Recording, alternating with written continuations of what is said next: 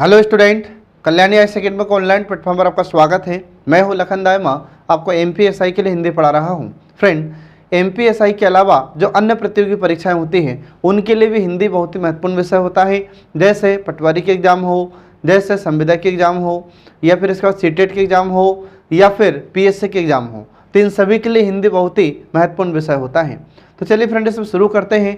तो पिछली क्लास में मैंने आपको रस के बारे में पढ़ाया था, ठीक है, और आज भी मैं आपको रस के बारे में ही पढ़ाऊंगा। तो पिछली क्लास में मैंने आपको रस किसे कहते हैं, इसके बाद रस के अंग क्या हैं, इसके बाद फिर रस के प्रकार क्या है और उसके स्थायी भाव क्या होते हैं, तो ये मैंने आपको बताया था।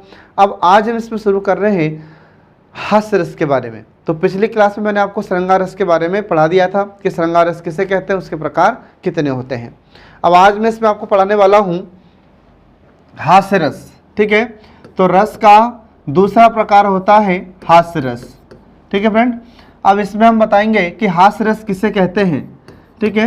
अब जो हास्य रस होता है तो इसका स्थायी भाव क्या होगा, तो पहले तो आपको ये पता होना चाहिए, क्योंकि कई बार क्या होता है कि एग्जाम में आपसे क्वेश्चन पूछ लिया जाता है कि हास्य रस का स्थायी भाव क्या होगा। तो हास्य रस का स्थायी भाव होता है हास, ठीक है। हास का मतलब क्या हो जाएगा, तो इसका मतलब होता है हंसना। आ रहा समझ में? तो इसमें आपको ध्यान रखना है कि जो हास होता है इसका अर्थ क्या हो जाता है, हंसना। तो फिर जिस रस के बारे में मैं आपको पढ़ा रहा हूँ, हास्य रस के बारे में पढ़ा रहा हूँ, तो इसको परिभाषित कैसे किया जाएगा, इसकी परिभाषा क्या हो जाती है। तो हास्य रस के बारे में आपको ध्यान रखना है, तो किसी काव्य को पढ़कर, सुनकर या किसी दृश्य को देखकर मन में जो हंसी का भाव उत्पन्न होता है उसे हम हास्य रस कहते हैं। तो इसमें क्या होगा, तो हम किसी भी पंक्तियों को पढ़ेंगे या सुनेंगे या फिर किसी दृश्य को देखते हैं, तो इससे हमारे मन में जो हंसी का भाव उत्पन्न होता है, हमें जो हंसी आती है उसे हम हास्य रस कहते हैं। तो कई बार क्या होता है, जैसे हम कुछ कहानियाँ पढ़ देते हैं इससे, या फिर इसके बाद कुछ चुटकुले सुनाए जाते हैं, तो उसके कारण क्या होता है, हमें हंसी आती है। तो हमें जो हंसी आ रही है तो वही क्या होगा, हास्य रस होगा। तो इसका स्थायी भाव क्या है, हास होता है, और हास का मतलब क्या हो जाएगा, हंसना। तो ये आपको इसमें ध्यान रखना होगा फ्रेंड, ठीक है।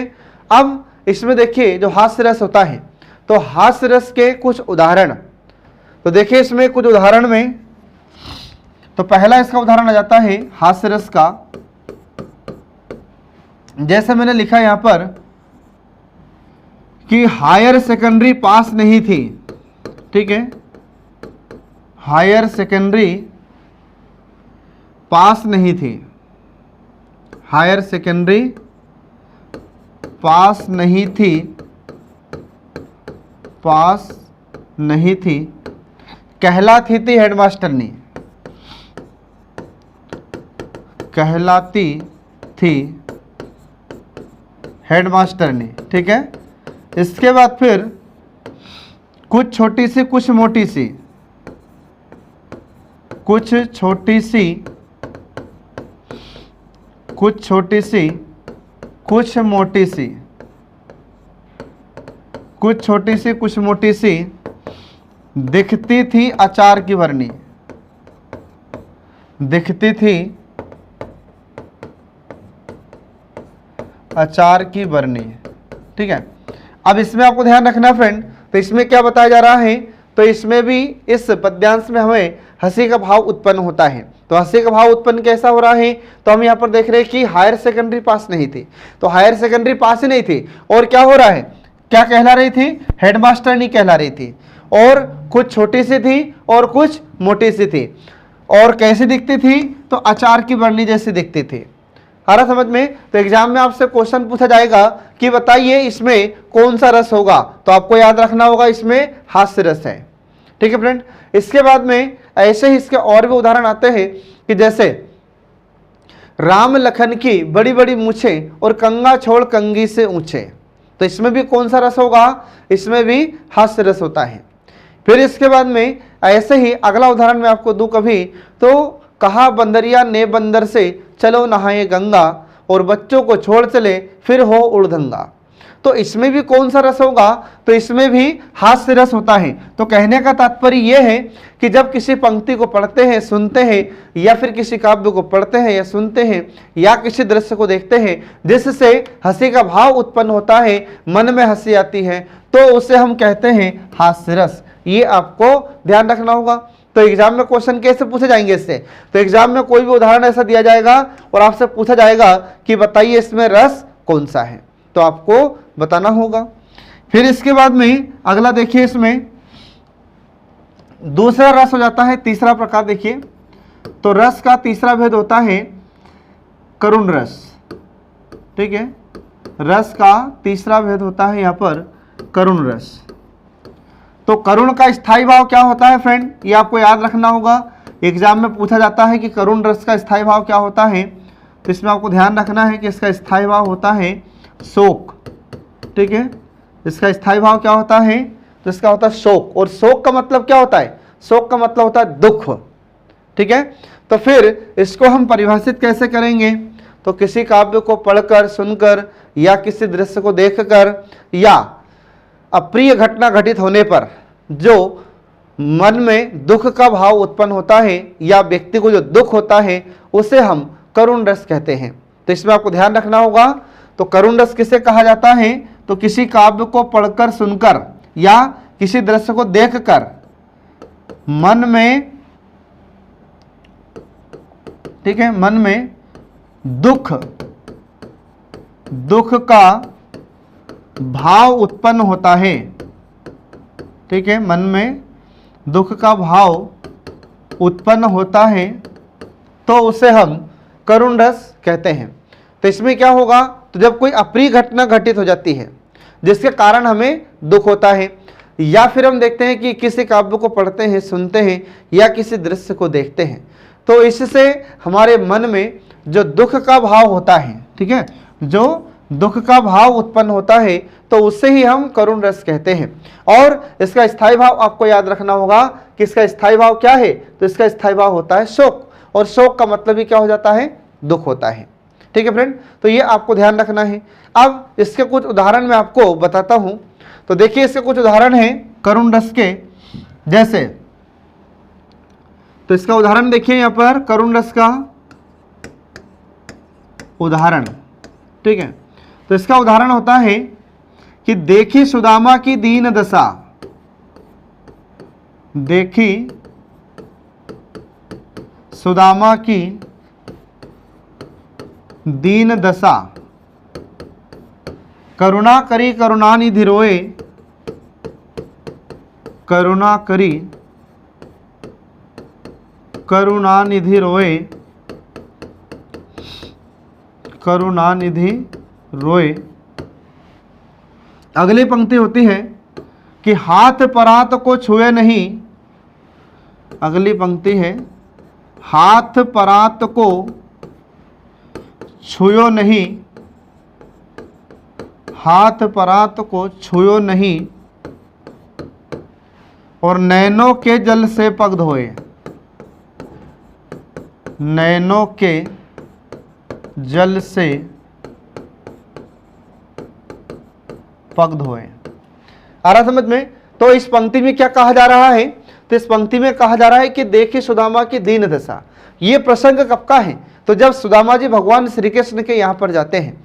तो जब भगवान श्री कृष्ण के यहाँ पर सुदामा जी जाते हैं, तो पहले तो सुदामा जी खुद कंफ्यूज हो रहे थे कि मैं जाऊं या ना जाऊं, मैं इतने बड़े राजा के यहाँ पर जाऊंगा तो पता नहीं क्या सोचा जाएगा कृष्ण के द्वारा, और उसके जो द्वारपाल है वो क्या मेरे बारे में सोचेंगे। तो पहले तो ये खुद ही अपने आप में ही संदेह करने लगे थे कि मैं जाऊँ या ना जाऊँ। ठीक है, ये खुद ही कंफ्यूज हो रहे थे। फिर उसके बाद में सुदामा जी जब जाते भगवान श्री कृष्ण के यहाँ पर, ठीक है, तो सुदामा जी की स्थिति को देखकर भगवान कृष्ण को रोना आ गया था। तो इसमें कहा जा रहा है कि देखी सुदामा की दीन दशा, किसकी दशा देखकर, सुदामा जी की दीन दशा को देखकर। दीन का मतलब क्या होता है, तो दीन का मतलब होता है गरीब। एक दिन, ध्यान रखना, अंतर होता है दिन दिन में। ये दिन मतलब दिवस होता है, वार होता है, सोमवार, मंगलवार, बुधवार, कौन सा दिन है, तो हम कहते हैं कि सोमवार है, तो ये दिन अलग होता है। और यहाँ पर ये दिन का अर्थ होता है गरीब, निर्धन। ठीक है, और दशा का मतलब होता है स्थिति। तो देखे सुदामा की दीन दशा, करुणा करी करुणानिधि रोए। करुणानिधि का मतलब क्या हो जाता है? करुणानिधि का मतलब होता है भगवान श्री कृष्ण।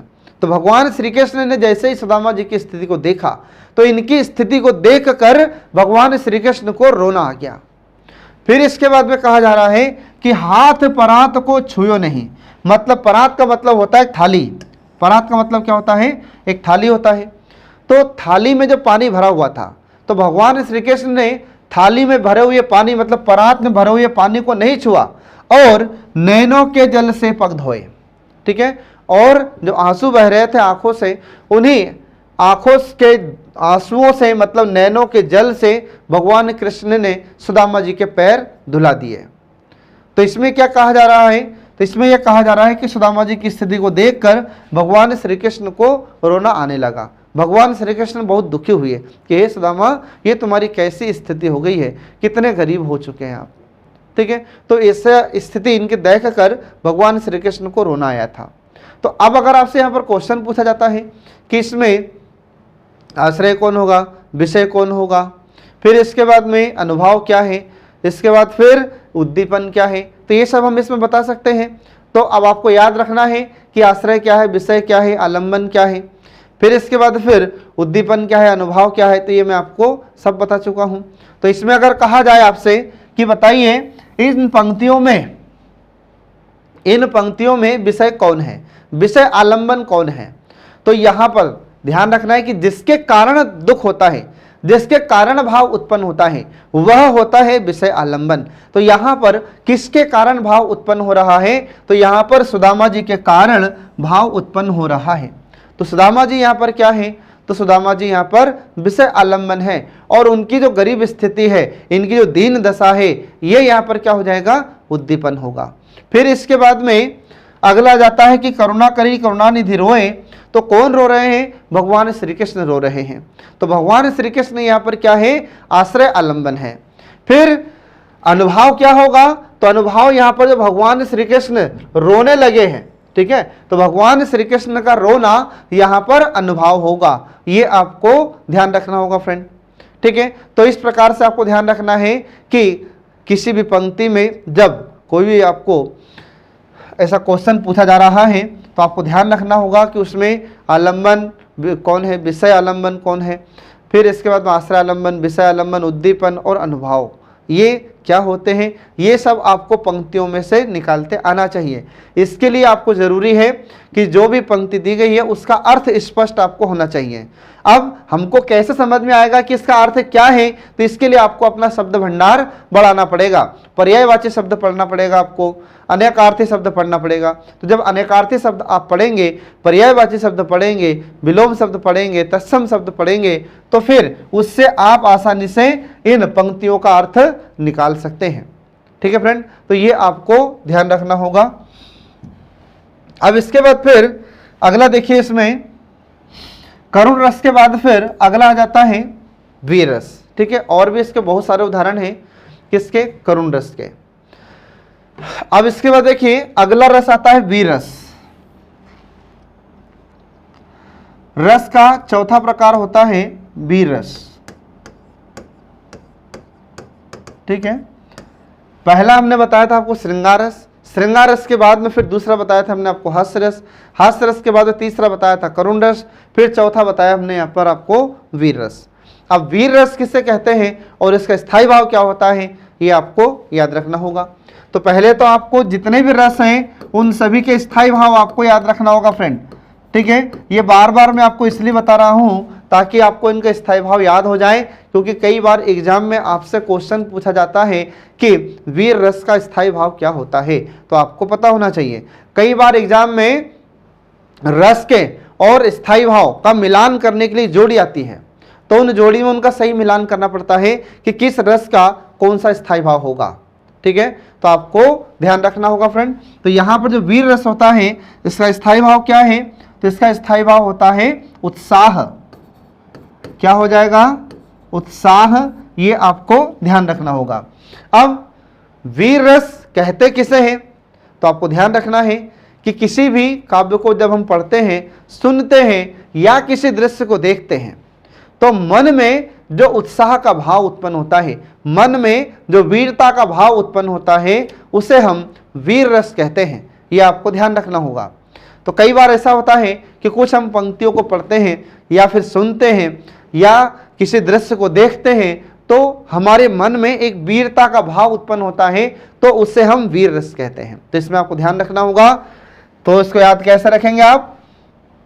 तो बिल्कुल छोटे रूप में आप इसको याद रखिए कि किसी काव्य को पढ़कर, सुनकर या किसी दृश्य को देखकर मन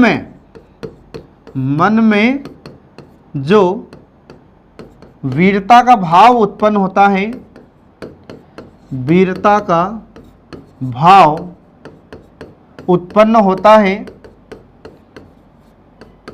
उसे हम वीर रस कहते हैं। तो ये आपको ध्यान रखना होगा। इसमें क्या होगा? तो इसमें हमारे मन में वीरता का भाव उत्पन्न होता है। किसका भाव उत्पन्न होता है? वीरता का। तो ये आपको ध्यान रखना होगा। अब यहां पर जो वीर रस होता है, तो वीर रस को हम देखते हैं कि इसमें टोटल वीरता का वर्णन होता है। तो इसमें जो वीर लोग होते हैं उनकी वीरता का वर्णन किया जाता है। अब वीरता का वर्णन किया जाता है वीरों का, तो वीर फिर कितने प्रकार में बढ़ जाते हैं?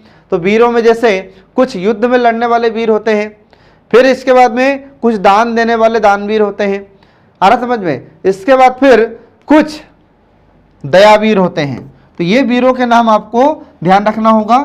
तो वीर कितने प्रकार के हो सकते हैं फ्रेंड? तो कुछ प्रमुख प्रकार में यहाँ पर देखिए, जैसे कुछ होते हैं युद्ध वीर, मतलब जो युद्ध के मैदान में युद्ध लड़ते हैं, तो वे कहलाते हैं युद्ध वीर। फिर इसके बाद में जो अगला आ जाता है इसमें दानवीर, ठीक है, दानवीर। अब दानवीर का मतलब क्या होता है? जो दान करने में वीर होते हैं उसे हम दानवीर कहते हैं। फिर इसके बाद में अगला आ जाता है दयावीर, तो जो दया करने में वीर होता है उसे हम कहते हैं दयावीर। तो ये इस प्रकार से कुछ प्रमुख वीर होते हैं। आ रहा समझ में? तो जब युद्ध के मैदान में लड़ते समय जो भी सैनिक होगा उसके मन में जो वीरता का भाव उत्पन्न होगा, तो वहां पर वीर रस होगा। इसके बाद फिर दानवीर में जो दान देने में वीर होते हैं, दान देने में बहुत आगे होते हैं, उसे हम दानवीर कहते हैं। जैसे कर्ण को हम यहाँ पर रख सकते हैं। तो जो कर्ण था, तो कर्ण एक बहुत बड़ा दानवीर था। फिर इसके बाद में दयावीर किसे कहते हैं? तो जिसके मन में दया का भाव बहुत ज़्यादा होता है, ऐसे व्यक्ति को हम दयावीर कहते हैं। तो कई बार आपने देखा होगा कि बहुत सारे लोग दया को बहुत बढ़ावा देते हैं। कई व्यक्ति ऐसे होते हैं जिनके मन में दयालु भाव बहुत अधिक होता है। आ रहा समझ में? तो ये इस प्रकार से हम देखते हैं। ये वीर आपको ध्यान रखना होगा। तो जो वीर होते हैं मुख्य रूप से वो ये 3 प्रकार के वीर होते हैं, ये आपको ध्यान रखना होगा। अब इसमें कुछ उदाहरण मैं आपको बताता हूँ यहाँ पर वीर रस के, ठीक है। तो वीर रस के कुछ उदाहरण मैं आपको बताता हूँ। तो इसमें देखिए, इसका पहला उदाहरण, तो पहला उदाहरण आता है कि बुंदेलो हर वेलो के मुँह हमने सुनी कहानी थी। बुंदेलो हर बोलो के मुँह हमने सुनी कहानी थी, हमने सुनी कहानी थी, और खूब लड़ी मर्दानी वह तो झांसी वाली रानी थी। सुनी थी। फिर अगली पंक्ति है कि खूब लड़ी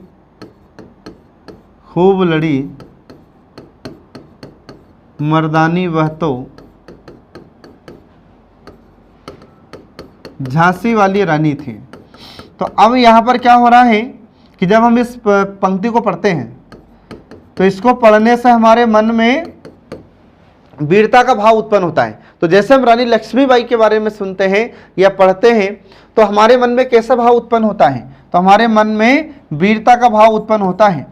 तो इसमें कौन सा रस हो जाएगा? इसमें होता है वीर रस। ये आपको हमेशा ध्यान रखना होगा, ठीक है। जब इस प्रकार की पंक्तियां अपन पढ़ते हैं या सुनते हैं, या जैसे कुछ बॉर्डर फिल्म देखी होगी आपने, तो जब बॉर्डर फिल्म को हम देखते हैं, तो उस बॉर्डर मूवी को देखते से हमारे मन में वीरता का भाव उत्पन्न होता है कि हमको भी सैनिक होना था और हम भी फिर सैनिक होकर युद्ध लड़ते, हम भी लड़ाई लड़ते। आ रहा समझ में? तो ऐसे हम देखते हैं कि जब व्यक्ति के मन में वीरता का भाव उत्पन्न होता है, तो वहाँ पर ये वीर रस होता है। तो इसमें हम देखते हैं कि यहाँ पर बुंदेलो हर बोलो के मुँह हमने सुनी कहानी थी, और खूब लड़ी मर्दानी वह तो झांसी वाली रानी थी। तो झांसी की रानी लक्ष्मीबाई ने अंग्रेजों से लड़ाई लड़ी थी। आ रहा समझ में? तो अंतिम सांस तक रानी लक्ष्मीबाई अंग्रेजों से युद्ध लड़ती रही। ठीक है, तो रानी लक्ष्मीबाई की जब वीरता के बारे में हम पढ़ते हैं तो हमारे मन में भी वीरता का भाव उत्पन्न होता है, इसलिए इसमें कौन सा रस होगा? तो इसलिए इसमें वीर रस होगा। यह आपको ध्यान रखना होगा फ्रेंड। आ रहा समझ में? अब इसके बाद देखिए फिर इसमें आगे। ठीक है, तो अगला देखिए इसमें कि जो वीर रस होता है, ठीक है, जो वीर रस होता है, तो वीर रस में कितने प्रकार के वीरों का वर्णन होता है? तो वीर रस में 4 प्रकार के वीरों का वर्णन होता है। तो इसमें 4 प्रकार के वीर कौन कौन से होते हैं? तो आपको ध्यान रखना है कि जो वीर रस होता है इसमें जो वीरों का वर्णन किया जाता है, तो 4 कौन कौन से वीर हो जाते हैं देखिए इसमें। तो इसमें जो वीर होते हैं वे 4 वीर होते हैं। कौन कौन से? एक तो हो जाता है धर्मवीर, पहला हो जाता है धर्मवीर, फिर इसके बाद में युद्धवीर, फिर इसके बाद में तीसरा हो जाता है दयावीर, और चौथा हो जाता है दानवीर। तो ये 4 प्रकार के वीर होते हैं। अब पहला देखिए यहाँ पर धर्मवीर। अब धर्मवीर का मतलब क्या होता है? तो वे वीर होते हैं जो धर्म के मामले में बहुत आगे होते हैं। ऐसे वीरों को हम धर्मवीर कहते हैं। ठीक है, जैसे आपने देखा होगा कुछ लोग धार्मिक क्षेत्र में बहुत आगे रहते हैं, ऐसे लोगों को हम धार्मिक वीर कहते हैं। दूसरा होता है युद्धवीर, तो जो युद्ध के मैदान में लड़ाई लड़ते हैं ऐसे वीरों को हम युद्धवीर कहते हैं। फिर इसके बाद में अगला आ जाता है दयावीर, तो जो बहुत दयालु प्रवृत्ति के होते हैं, दयालु स्वभाव के होते हैं, ऐसे लोगों को हम दयावीर कहते हैं। फिर इसके बाद में लास्ट आता है दानवीर। अब दानवीर किसे कहते हैं? जो दान देने में वीर होते हैं, दान देने में अग्रणी होते हैं, ऐसे लोगों को हम दानवीर कहते हैं। तो इसका उदाहरण क्या है? इसका उदाहरण है जैसे कर्ण, तो कर्ण दानवीर था। आ रहा समझ में? तो इस प्रकार से आपको ध्यान रखना है कि जो वीर रस होता है उसमें कितने प्रकार के वीरों का वर्णन होता है? तो इसमें 4 प्रकार के वीरों का वर्णन होता है जो मैंने आपको यहाँ पर बताया है। अब इसके बाद देखिए इसका उदाहरण। तो इसका उदाहरण क्या होगा? तो देखिए यहाँ पर इसका उदाहरण हो जाता है कि बुंदेलो हर बेलो के मुंह, बुंदेलो के मुंह हमने सुनी कहानी थी। बुंदेलो हर बोलो के मुंह, ऐसे लिखिए इसमें। तो इसमें क्या हो जाता है? बुंदेलो हर बोलो के मुंह हमने सुनी कहानी थी, हमने सुनी कहानी थी। और फिर अगली पंक्ति इसमें आती है कि खूब लड़ी मर्दानी वह तो, खूब लड़ी मर्दानी वह तो झांसी वाली रानी थी, वह तो झांसी वाली रानी थी। तो ये आपको ध्यान रखना होगा। अब इसमें क्या हो रहा है? तो इसमें वीरता का वर्णन किया जा रहा है। तो वीरता का वर्णन कैसे? तो इसमें कहा जा रहा है कि बुंदेलो हर बोलो के मुंह हमने सुनी कहानी थी, और खूब लड़ी मर्दानी वह तो झांसी वाली रानी थी। तो इसमें किसके बारे में बताया जा रहा है? तो इसमें झांसी की रानी लक्ष्मीबाई के बारे में बताया जा रहा है। तो झांसी की रानी लक्ष्मीबाई अंग्रेजों से अंतिम सांस तक लड़ती रही थी, और उन्हीं की वीरता का वर्णन यहाँ पर किया जा रहा है। तो जब इस प्रकार की पंक्तियों को हम पढ़ते हैं या सुनते हैं या इस प्रकार के किसी दृश्य को देखते हैं जिससे हमारे मन में वीरता का भाव उत्पन्न होता है, उत्साह का भाव उत्पन्न होता है, तो उसे हम वीर रस कहते हैं। तो जब इस प्रकार की पंक्तियां हम पढ़ते हैं तो इनको पढ़ने से भी हमारे मन में वीरता का भाव उत्पन्न होता है, उत्साह मन में उत्पन्न होने लगता है, तो इसे हम क्या कहते हैं? वीर रस कहते हैं। यह आपको ध्यान रखना होगा फ्रेंड। इसके बाद फिर अगला उदाहरण देखिए। इसमें अगला उदाहरण आता है कि वीर तुम बड़े चलो, वीर तुम बड़े चलो, वीर तुम बढ़े चलो, वीर तुम बढ़े चलो, वीर तुम बढ़े चलो, वीर तुम बढ़े चलो। ठीक है, फिर इसके बाद में अगली पंक्ति आ जाती है, सामने पहाड़ हो, सामने पहाड़ हो, सिंह की दहाड़ हो, सिंह की दहाड़ हो। ठीक है, वीर तुम बढ़े चलो, वीर तुम बढ़े चलो। ठीक है, तो यहां पर अपन देखते हैं कि इसमें क्या हो रहा है अब, तो इसमें हम देखते हैं कि यह बताया जा रहा है कि वीर तुम बढ़े चलो, वीर तुम बढ़े चलो, मतलब वीर हमेशा आगे बढ़ते चलते हैं। तो वीर तुम बढ़े चलो, वीर तुम बढ़े चलो, सामने पहाड़ हो, सिंह की दहाड़ हो, वीर तुम बढ़े चलो। ठीक है, तो इसमें वीरता की बात की जा रही है कि वीर हमेशा बढ़ते रहते हैं, आगे ही बढ़ते जाते हैं। और सामने पहाड़ हो या सिंह की दहाड़ हो, तो सामने भले ही कितनी कठोर कितनी बुरी परिस्थिति हो, वीर कभी इन कठिन परिस्थितियों से डरते नहीं हैं, इन कठिन परिस्थितियों का डटकर मुकाबला करते हैं। ठीक है, और सिंह की दहाड़ हो, चाहे सिंह की दहाड़ ही क्यों ना हो, तो उससे भी हमारे वीर डरते नहीं हैं।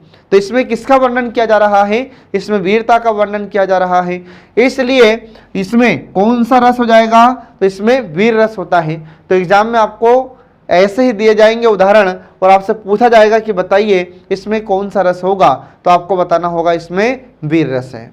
ठीक है फ्रेंड, अब इसके बाद देखिए अगला, तो इस प्रकार से हम देखते हैं कि यहाँ पर ये वीर रस खत्म हो जाता है। अगला आ जाता है रौद्र रस। ठीक है, अगला आता है रौद्र रस। रौद्र रस, अब रौद्र रस इसका स्थायी भाव क्या होता है, तो आपको याद रखना है फ्रेंड, एग्जाम में आपसे क्वेश्चन पूछे जाते हैं कि रौद्र रस का स्थायी भाव क्या होता है, तो इसका स्थायी भाव होता है क्रोध।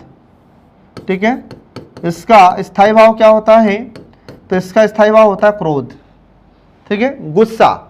तो फिर इसको हम परिभाषित कैसे करेंगे, तो इसमें आपको ध्यान रखना है कि वह रस, ठीक है, तो जिस काव्य को पढ़ने से, सुनने से, किसी काव्य को पढ़कर, सुनकर या किसी दृश्य को देखकर मन में जो क्रोध का भाव उत्पन्न होता है, मन में जो क्रोध उत्पन्न होता है या गुस्सा उत्पन्न होता है, गुस्सा या क्रोध उत्पन्न होता है, तो उसे हम रौद्र रस कहते हैं। ये आपको ध्यान रखना होगा। आ रहा समझ में? अब इसके कुछ उदाहरण देखिए।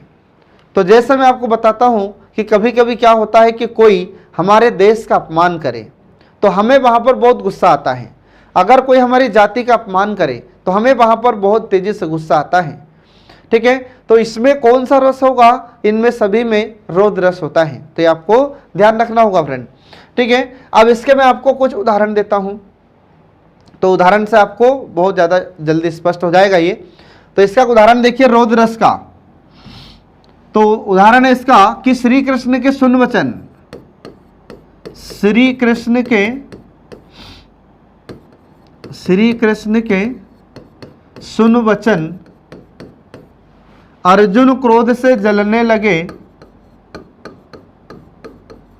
अर्जुन क्रोध से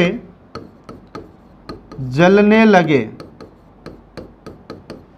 फिर इसके बाद में अगली पंक्ति आ जाती है कि सब शोक अपना भूलकर, सब शोक अपना भूलकर करतल युगल मलने लगे, करतल युगल मलने लगे। तो इसमें आपको ध्यान रखना है कि किस समय की बात है, तो जब महाभारत होती है। तो जब युद्ध होता है तो शुरू में अर्जुन युद्ध लड़ने के लिए तैयार नहीं होते हैं। तो भगवान श्री कृष्ण उन्हें समझाते हैं अर्जुन को, और फिर जब पूरा गीता का ज्ञान उन्होंने सुनाया अर्जुन को भगवान श्री कृष्ण ने, तो फिर अर्जुन युद्ध लड़ने के लिए बाद में तैयार हुआ। तो जैसे भगवान श्री कृष्ण के वचन सुना, किसने? अर्जुन ने।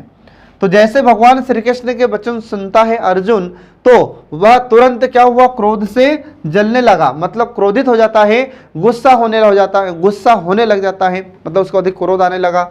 और सब शोक अपना भूलकर, तो उसका जो शोक था उसने समस्त शोक को भुला दिया और करतल युगल मलने लगे।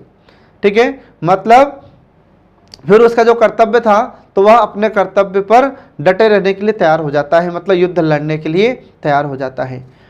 तो अब यहाँ पर आपको ध्यान रखना है कि इसमें रस कौन सा है, तो आपको याद रखना होगा रौद्र रस, क्योंकि ऐसे जो पंक्तियां होती हैं जिसमें क्रोध का भाव उत्पन्न होता है या हमें लगता है कि गुस्सा का भाव उत्पन्न हो रहा है या क्रोध उत्पन्न हो रहा है, तो वहां पर यह रौद्र रस होता है, यह आपको ध्यान रखना होगा।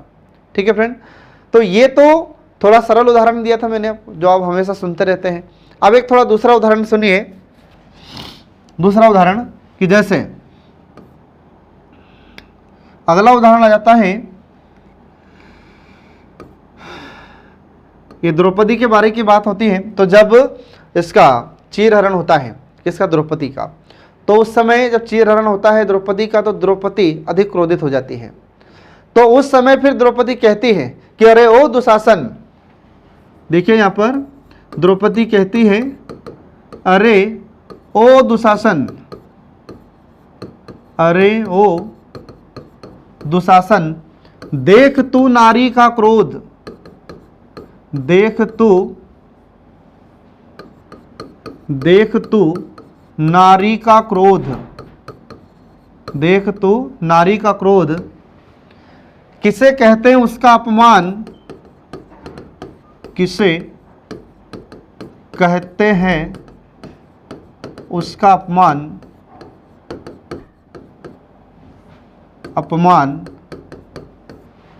करा दूंगी मैं उसका बोध, करा दूंगी मैं उसका बोध। ठीक है, तो ये कब की बात है, तो ये उस समय की बात है जब द्रौपदी का चीरहरण होता है। और फिर जब द्रौपदी का चीरहरण हो जाता है तो उस समय द्रौपदी बहुत क्रोधित होती है, और क्रोध में आकर फिर द्रौपदी कहती है कि अरे ओ दुशासन, देख तू नारी का क्रोध, देख तू नारी का क्रोध क्या होता है। ठीक है, और किसे कहते हैं उसका अपमान, मतलब जो नारी का तूने अपमान किया है, ये क्या होता है अपमान, मैं इसका बोध तुझे जरूर कराऊंगी। तो ये द्रौपदी कहती हैं, ये उनका क्रोधित होते हुए ये वचन थे। तो जब इस प्रकार के हम वचन सुनते हैं, इस प्रकार के प्रसंग हम सुनते हैं, पंक्तियां सुनते हैं या पढ़ते हैं, तो इनको पढ़ने से, सुनने से या किसी दृश्य को देखने से जब मन में क्रोध उत्पन्न होता है, गुस्सा उत्पन्न होता है, तो उसे हम ये रौद्र रस कहते हैं। तो ये आपको ध्यान रखना होगा फ्रेंड। ठीक है, तो एग्जाम में आपसे क्वेश्चन कैसे पूछा जाएगा, तो एग्जाम में ऐसे पंक्तियां आपको दी जाएगी और आपसे पूछा जाएगा कि बताइए इसमें रस कौन सा है। ठीक है फ्रेंड, तो इस प्रकार से यहां पर यह रौद्र रस भी समाप्त हो जाता है। अब इसके बाद जो बचे हुए रस हैं वह मैं आपको नेक्स्ट क्लास में पढ़ाऊंगा। तब तक के लिए नमस्कार।